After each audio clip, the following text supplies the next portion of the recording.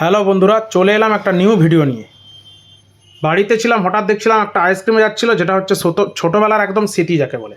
ছোটোবেলায় অনেকেই খেয়েছো, এখন তো দেখাই যায় না। এই কাকাকে বলছিলাম, কাকা আগে আসতো মাথায় করে পায়ে হেঁটে, এখন দেখছি সাইকেলে করে এসছে। এই আইসক্রিমগুলো খেতে খুব হেভি লাগে। কাকাকে দেখেই বললাম দাঁড়াও, তারপর কথা বলছিলাম, কী গো কাকা কেমন আছো। তারপর বললাম আইসক্রিম দাও, তারপর কাকা দিল। মানে আলাদাই স্বাদ, আলাদা অনুভূতি, ছোটোবেলার কথা মনে পড়ে গেল। তারপর দেখলাম, কাকাকে বললাম যে ভালো করে বানিয়ে দাও, কাকা দেখছিলাম বানিয়ে দিয়েছে। কাকা এমনি দিতে যাচ্ছিল, আমি বলি না তুমি এমনি দাওনি, ছোটোবেলার মতো তুমি ছুরি দিয়েই কেটে দাও। কাকা বলতেন, কাকা বলে বা এখনও মনে রেখেছো। আমি বলি হ্যাঁ গো কাকা, ছোটো স্মৃতি কখনো ভোলা যায় না ছোটোবেলার। বলে বা ভাল লাগলো মনে রেখেছো। তারপরে আমাদের যন্ত্রের মা এলো, দেখে খুব খুশি, বলে বাহ সুন্দর আইসক্রিম। বাড়ির জন্য আরেকটা নিয়ে নিয়েছিলাম।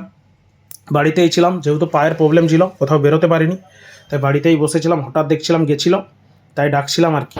সবাই দেখতে থাকো ভিডিওটা, কেমন লেগেছে জানাবে। আর ছোটোবেলা স্মৃতি কার কার মনে পড়েছে অবশ্যই বলবে।